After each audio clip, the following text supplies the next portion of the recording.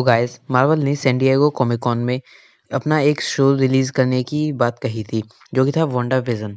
ये शो हमें 2020 में ही देखने को मिलेगा। पर अब बात आती है कि इस सीरीज़ में हमें कौन-कौन से कैरेक्टर दिखाए जाएंगे। तो अब उन्हीं में से एक नाम आता है हल्कलिंग का। अब आप सोचे होंगे कि हल्कलिंग का वांडा विजन से क्या कनेक्शन है।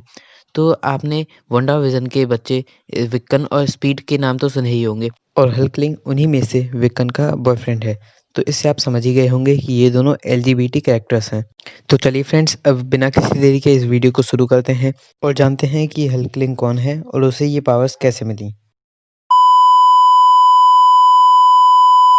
हल्कलिंग का फर्स्ट अपीयरेंस होता है यंग एवेंजर्स के इशू 1 में, जहाँ पे हमें वह टीम के बाकी 3 मेंबर्स आयरन लैड, पैट्रियट और विक्कन के साथ दिखाया जाता है।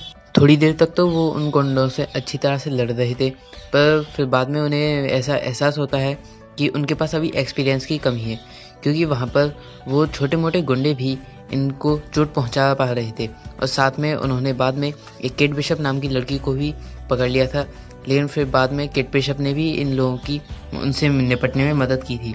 और फिर काफ़ी देर की लड़ाई के बाद हल्कलिंग और बाकी के यंग एवेंजर्स उन्हें हराने में कामयाब हो ही जाते हैं। फिर कुछ दिन बाद केट बिशप और एंटमैन की बेटी कैसी लैंग यंग एवेंजर्स के पास जाते हैं ताकि वो भी इनकी टीम ज्वाइन कर सकें, लेकिन वो लोग मना कर देते हैं।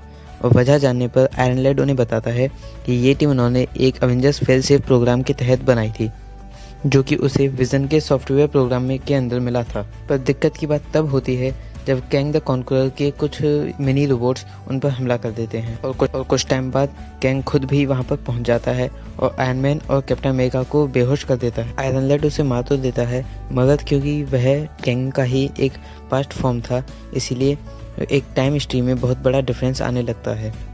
पर जब आयरन लैड वापस अपने टाइम में चला जाता है तब सब कुछ ठीक हो जाता है, लेकिन उसके बाद कैप्टन अमेरिका और आयरन मैन यंग एवेंजर्स को बंद कर देते हैं। पर हल्कलिंग के बारे में हमें तब पता चलता है जब सुपर स्कल आकर उसे पकड़ लेता है और उससे कहता है कि वह भी एक स्कल है। पर हल्कलिंग उसकी बातों को नहीं मानता और उससे खुद को छुड़ाने की कोशिश करता है।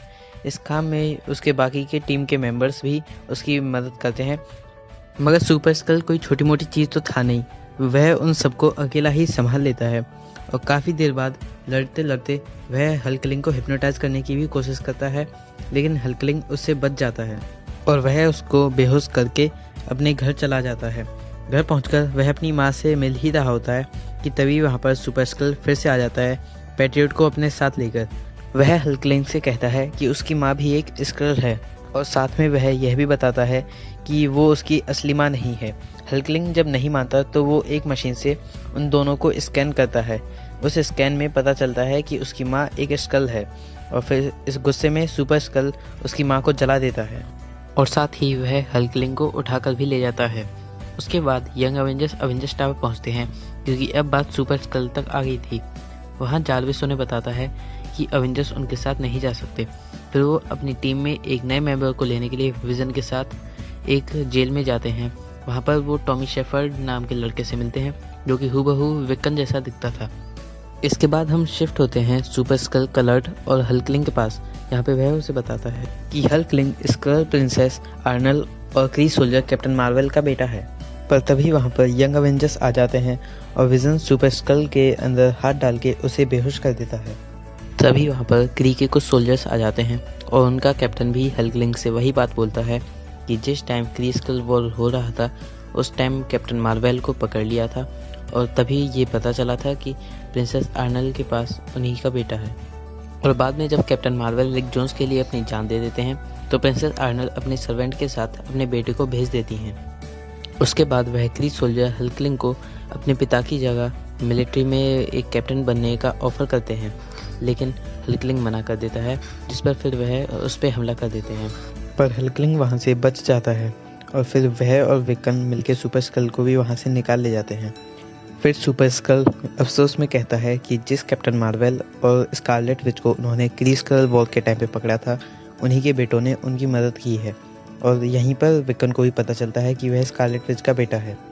फिर वहाँ एवेंजर्स भी आ जाते हैं और वो क्री और स्कल सोल्जर्स को यंग एवेंजर्स से दूर कर देते हैं। क्री का कैप्टन उन्हें वार्निंग देता है कि अगर उन्होंने हल्कलिंग को उसे नहीं सौंपा तो उन्होंने अपना आर्माडा बुला रखा है और वह इस पे हमला कर देंगे। और उधर हल्कलिंग और उसके दोस्त कहते हैं कि हल्कलिंग को किसी के साथ ना भेजा जाए और उसे अर्थ पे ही रखा जाए। कैप्टन अमेरिका और आयरन मैन भी पूरी तरह से कंफ्यूज थे कि यहाँ पर क्या किया जाए और वो उनसे मना कर देते हैं। लेकिन तभी एक सोल्जर कैप्टन पे फायरिंग कर देता है, लेकिन पैट्रियट बीच में आ जाता है। फिर कैप्टन पैट्रियट को सेंट्री को दे देता है ताकि सेंट्री उसे हॉस्पिटल में छोड़ आए। और फिर वहाँ पर एक फाइट शुरू हो जाती है जहाँ पर वो सभी आपस में भिड़ जाते हैं। वैसे तो अवेंजर्स और यंग अवेंजर्स सब संभाल ही रहे थे, लेकिन तभी वहाँ पर उन्हें पता चलता है कि क्री और स्क्रल का आर्माडा वहीं पर खड़ा हुआ है। फिर सुपर स्क्रल और हल्कलिंग ऊपर आसमान में जाकर कुछ डिस्कस करते हैं और फिर वो नीचे आ जाते हैं और सेटलमेंट हो जाता है। उस सेटलमेंट के मुताबिक हल्कलिंग 6 महीने क्री के साथ रहेगा और 6 महीने स्क्रल के साथ, और बीच बीच में वह अर्थ पे भी घूमा करेगा। लेकिन फिर वहाँ पे वुल्वरीन अपने पीछे खड़े स्क्रल से बोलता है, अब सामने आ जाओ, और हमें पता चलता है कि वो दरअसल हल्कलिंग था और सुपर स्क्रल हल्कलिंग की जगह चला गया है। फिर वो सारे यंग अवेंजर्स वापस पेट्रियट को हॉस्पिटल में देखने चले जाते हैं। Thanks a lot for watching guys. I hope आपको वीडियो पसंद आया होगा। अब आपको समझ में आ भी गया होगा कि हल्कलिंग कैप्टन मार्वल और प्रिंसेस आर्नेल का बेटा है, जो कि एक स्कल की प्रिंसेस है। और हल्कलिंग का दूर दूर तक हल्क के साथ कोई रिश्ता नहीं है। गाइज, अगर आप अपने किसी और फेवरेट कैरेक्टर की ओरिजिन वीडियो जानना चाहते हैं तो मुझे कमेंट करके बता दें, और इस वीडियो को लाइक करके मेरे चैनल को सब्सक्राइब भी कर दीजिएगा।